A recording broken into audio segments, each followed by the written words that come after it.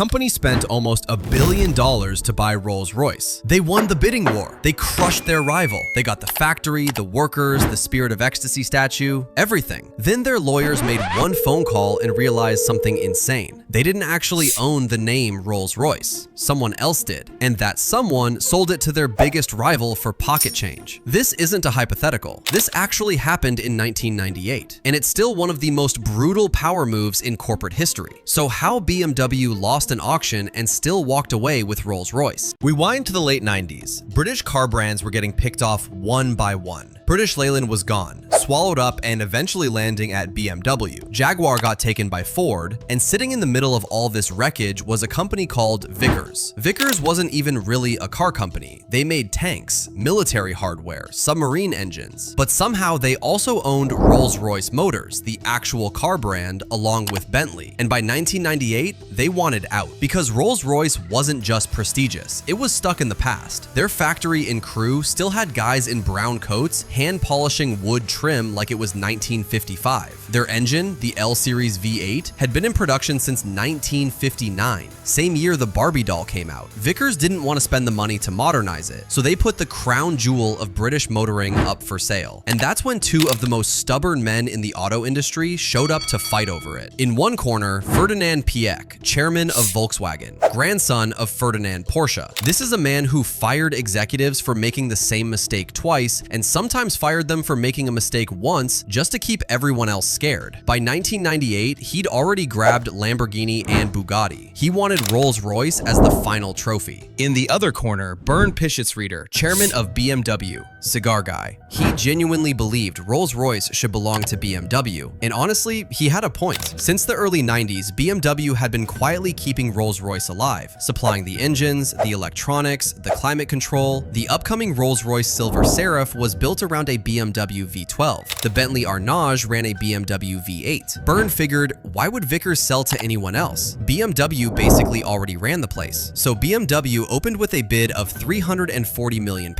Bernd thought it was a formality. Then Volkswagen dropped £430 million. Piëch didn't care that BMW built the engines, and Volkswagen had way more cash sitting around than BMW did at the time, because BMW was still bleeding money from a rough acquisition of Rover. The Vickers board actually preferred BMW. They knew the industrial logic. They knew BMW kept the lights on, but this was a public company, and shareholders don't vote with loyalty, they vote with a calculator. When it went to a vote in June 1998, small shareholders waved British flags and begged the board to stay loyal to BMW. It didn't matter. Volkswagen got 5.1 million votes. BMW got 109,000. It wasn't close. Piëch won. German headlines called him the Kaiser of Wolfsburg. British papers mourned the death of their motor industry. Volkswagen had the factory, the workers, the Bentley brand, the little silver lady on the hood. Everybody assumed the fight was over, except nobody at Volkswagen checked one thing, and it was the one thing that actually mattered. Go back to 1971. Rolls-Royce, the original company founded by Charles Rolls and Henry Royce, didn't just make cars. They made jet engines too, and their next generation engine, the RB211, nearly bankrupted the entire company during development. It was too important to fail because it was going into commercial airliners and military aircraft. So the British government stepped in and nationalized it. In 1973, they split the company into two separate businesses. Rolls-Royce plc kept the jet engine side and stayed under government control. Rolls-Royce Motors, the actual car company, got sold off separately and eventually landed with Vickers in 1980. Here's the part nobody paid attention to. When the government split the company, the car business got the factories, the workers, the designs, even the Spirit of Ecstasy statue. But the aero-engine company, Rolls-Royce plc, kept ownership of the actual name, Rolls-Royce, and the logo. The car company was just given a free license to use it forever, as long as nothing changed. Because there was a catch buried in that license. If Rolls-Royce Motors ever got sold to a foreign company, the aero-engine company had the right to veto the whole thing. They could pull the name. When Volkswagen's lawyers went through Vickers' books before the deal, they checked the factory valuations. They checked pension liabilities. They checked engine tooling. Somehow, they treated this trademark clause like paperwork. PX basically assumed that if you own the factory and the mascot, the name just comes with it. That's how it works in Germany. It is not how it works under British law. And while Volkswagen was popping champagne, BMW's Bernd was making a phone call. The chairman of the jet engine company, Rolls-Royce plc, was a man named Sir Ralph Robbins, and Robbins hated the idea of Volkswagen owning Rolls-Royce. He thought they'd turn it into a badge-engineered Audi. Meanwhile, his company already had a joint venture with BMW building aircraft engines together. BMW's whole company started as an aero-engine manufacturer. Their logo is literally a spinning propeller. Robbins trusted them. Volkswagen, he didn't. So the same day the shareholders voted for Volkswagen, Robbins quietly told Vickers something devastating. The license for the name Rolls-Royce was not transferring. It was done. Dead. Volkswagen had just spent £430 million buying a car company that legally could not call itself Rolls-Royce anymore. A few weeks later, in late July 1998, Byrne and Robbins finalized a separate deal. BMW would license the name and the logo directly from the aero-engine company. The price for the most famous name in automotive history? £40 million. Volkswagen paid £430 million for the factory, the workforce, the Bentley brand, and a hood ornament. BMW paid £40 million, less than a tenth of that, for the only thing that actually mattered, the name itself. Volkswagen won the auction, BMW won the company. But before we get to the endgame, there's a human cost to this that usually gets skipped. The CEO of Rolls-Royce Motors at the time was a guy named Graham Morris. Through the entire bidding war, he'd walked the factory floor in crew and personally promised the workers that Bentley and Rolls-Royce would never be split up. He told them they were one family. Then the split leaked. Bentley to Volkswagen, Rolls-Royce to BMW. Morris resigned on the spot, said it was a matter of honor because he felt like he'd unknowingly lied to his own people.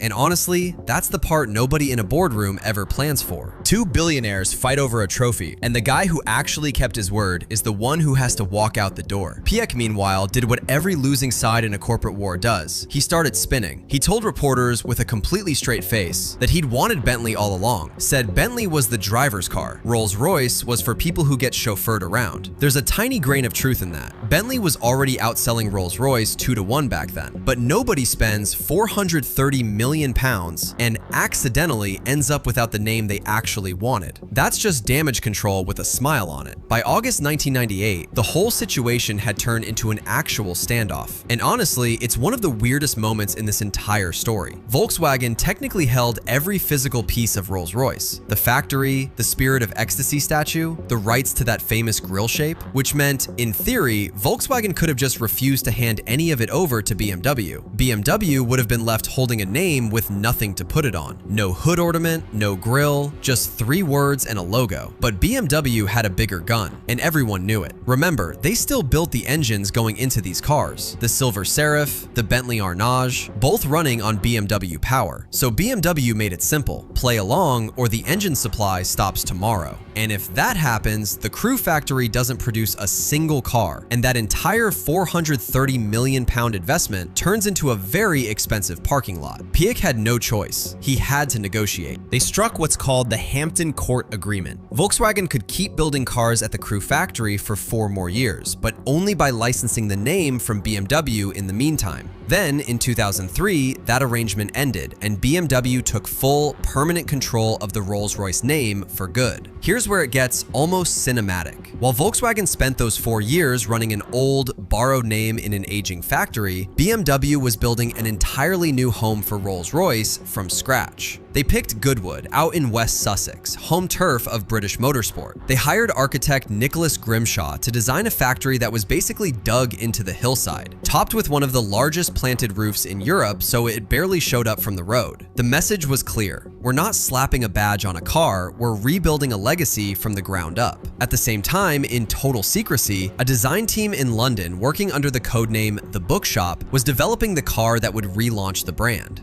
The new Phantom, aluminum space frame chassis, a first for a car that size. A brand new naturally aspirated V12 built specifically for silence. Every part of it was designed to look like it evolved naturally out of the 1950s, like the awkward decades in between never happened. At midnight on New Year's Eve 2002, the Crew factory took the Rolls-Royce signage down for good and became Bentley Motors. Down at Goodwood, the very first Phantom was handed to its owner 1 minute after midnight. 56 years of shared history, split clean down the middle in a single moment. argument. And looking back now, both sides actually won something. Volkswagen kept Bentley and turned it from a company selling around 1,000 cars a year into one selling tens of thousands annually by putting it on a shared platform with the Volkswagen Phaeton and Audi A8. BMW got the name and turned the Phantom into a car that critics called the best in the world almost immediately, pushing Rolls-Royce sales up massively while keeping the price tag in the stratosphere. But the story saves its best twist for last. Bernd Pischetsrieder, the guy who outmaneuvered Volkswagen and won Rolls-Royce for BMW, didn't even last long enough to see the first Phantom roll out of Goodwood. The same Rover disaster that had been draining BMW's cash during the whole bidding war eventually caught up with him. The BMW board fired him in 1999. And here's the part that sounds made up, but isn't. A year later, Ferdinand Piëch, the man Bernd had just humiliated, hired him. Pischetsrieder ran Seat for Volkswagen, and by 2002, he was named CEO of the entire Volkswagen Group, taking over directly from Piëch. The guy who stole Rolls-Royce out from under Volkswagen ended up running the very company he stole it from. You genuinely could not write that ending as fiction and have anyone believe you.